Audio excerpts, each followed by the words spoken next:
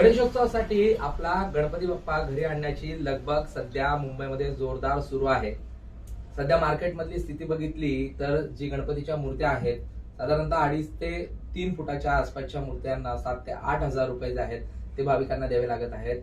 आणि त्यातल्या त्यात जर पर्यावरणपूरक मूर्ती असेल तर तिचा खर्च हा आणखीन आहे. मात्र मी सध्या विक्रोळीमध्ये आहे, ज्या ठिकाणी माझ्या मागे जर आपण ही मूर्ती बघितली तर ही मूर्ती अवघ्या 100 रुपयामध्ये तयार करण्यात आलेली आहे.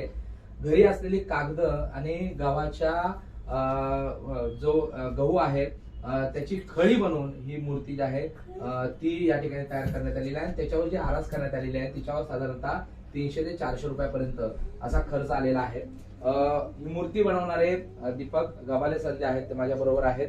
त्यांच्याकडून जाणून घेऊया नेमकी कोविडच्या काळानंतर त्यांनी साधारणतः गेल्या 3 ते 4 वर्षापासून आपल्या घरीच ही गणपतीची मूर्ती साकारलेली आहे. सर, साधारणतः एकूण खर्च किती आला आणि कशी ही संकल्पना सुचली? करोना काळामध्ये आम्ही संपूर्ण फॅमिली जी होती ती आम्ही क्वारंटाईन होतो आणि नंतर पुढच्या महिन्यातच म्हणजे जुलै ते ऑगस्ट मध्ये आम्ही कोरोना पॉझिटिव्ह निघालो. नंतर आम्हाला होम क्वारंटाईन करण्यात आलं आणि त्यावेळी सप्टेंबर महिन्यामध्ये गणपती येणार होते.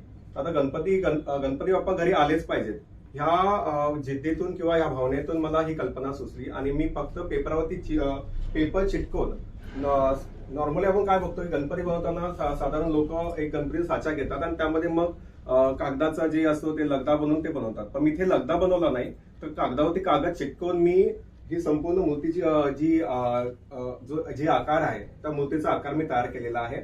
आणि साधारण 2000 सालापासून मी अशा प्रकारे मूर्ती घरच्या घरी बनवून ते मी साकारत आहे. आणि ही मूर्ती बनवायला साधारण 100 रुपयाच्या आसपास खर्च येतो.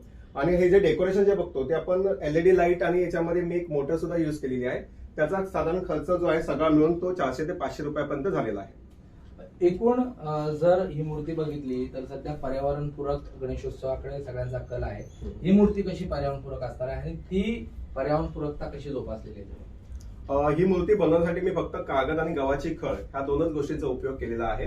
आणि त्यातून फक्त जे कलर आहे ते सुद्धा मी पोस्टर कलर वापरलेले आहे. त्याच्यामुळे दुसरं काहीच मी आर्टिफिशियल किंवा पर्यावरणाला बाधा होईल असं काही वापरलेलं नाही. आणि ह्या मूर्तीचं विसर्जन आपण घरच्या घरी करू शकतो. आणि दरवर्षी मी अशा प्रकारे मूर्त्या बनवून मी घरच्या घरी विसर्जन करतो. त्यामुळे मला वाटतं की अशा प्रकारे जर घरोघरी मूर्त्या बनवल्या गेल्या आणि हा जो उपक्रम जर शिक्षण मंडळाने जर पाठ्यपुस्तकामध्ये कार्यानुभवामध्ये जर हा जर समाविष्ट केला तर मला वाटतं घरोघरी अशा प्रकारच्या मूर्त्या बनतील आणि पर्यावरणपूरक मूर्त्या ह्या घरोघरी तयार केल्या जातील. आणि पर्यावरणाला जो प्लास्टर ऑफ पॅरिस म्हणा किंवा ज्या दुसऱ्या काही मूर्त्या आहेत त्यापासून जो धोका निर्माण होतो तो धोका मला वाटतं पूर्णपणे टळेल. धन्यवाद दीपक गबाले सर माझ्या बरोबर होते ज्यांनी माहिती दिलेली आहे. कोविड जर आपण बघितलं तर हे त्यांचं 4थं वर्ष आहे या गणपती बाप्पाची मूर्ती साकारण्याचं. तिथून जी संकल्पना सुरू झाली अवघ्या 100 रुपयामध्ये ही मूर्ती बनवणार, त्यावर साधारणतः आरासीला 300 ते 400 रुपयाचा खर्च करणं, 500 रुपयाच्या आसपास हा संपूर्ण गणेशोत्सव त्यांचा जो आहे तो घरी साकारला जातो. आणि सगळ्यात महत्वाचं म्हणजे हा सगळा गणेशोत्सव पर्यावरणपूरक आहे. कॅमेरा पर्सन हेमंत कदमचा प्रशांत बडे, एबीपी माझा, मुंबई. मूर्ति जो है वो बनाई गई है और कितने रुपए में बन चुकी है ये मूर्ति?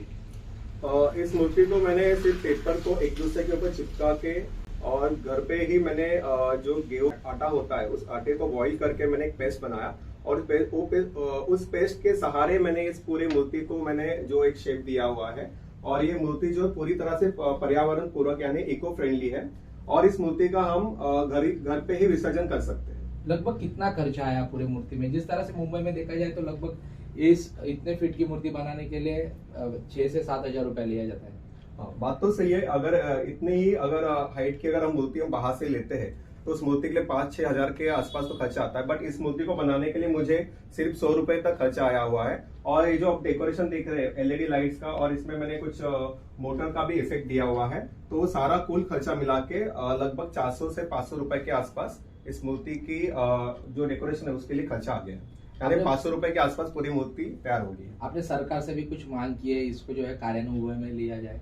हाँ, मैंने एजुकेशन मिनिस्टर को एक लेटर द्वारा अपने इस उपक्रम के बारे में बताया हुआ है. और मैंने ये एक इच्छा जाहिर की है कि इसे अगर जो हमारा टेक्स्ट बुक डिपार्टमेंट है इस एक्टिविटी को अगर हम वर्क एक्सपीरियंस में अगर इसको इंक्लूड करेंगे तो घर पे ही हर बच्चा इस तरीके की मूर्ति बना सकता है, और जिससे जो हमारा पर्यावरण का जो हानि हो रही है प्लास्टर ऑफ पेरिस की मूर्ति की वजह से, वो रुक जाएगी. गणपतीची मूर्ती जी आपण कुठल्याही मोल्डच्या आधारे बनवलेली नाही.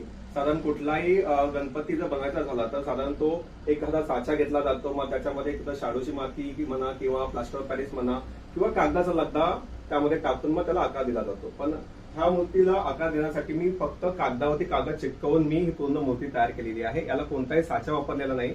ही मूर्ती बनवण्यासाठी फक्त पेपर वापरले. पेपर सुद्धा जी मुलांच्या वह्या भरल्या जातात त्या वह्या आपण रद्दीमध्ये देतो, त्या वह्या मी घेऊन ह्या पूर्ण मूर्तीचा आकार बनवला आहे. आणि ह्या मूर्तीच्या कागद जे चिटकवले गेले आहेत ते मी गव्हाच्या खळीपासून केलेलं आहे. त्याच्यामुळे कागद आणि गव्हाची खळ ही दोन्ही इको फ्रेंडली आहे. त्याच्यामुळे ही पूर्ण मूर्ती जी आहे ती पर्यावरण पूरक आहे. किती खर्च सर आहे? फक्त मूर्तीचा विचार केला तर मूर्ती बनवण्यासाठी 100 रुपयापर्यंत खर्च आलेला आहे. आणि ही जी LED लाईट आणि याच्यामध्ये मी एक मोटरचा इफेक्ट दिला आहे, त्याच्यामुळे हातची मुवमेंट सुद्धा होते. तर तो खर्च जर पकडला तर साधारण 500 रुपयापर्यंत खर्च केलेला आहे. म्हणजे 500 रुपयामध्ये ही पूर्ण मूर्ती तयार झालेली आहे.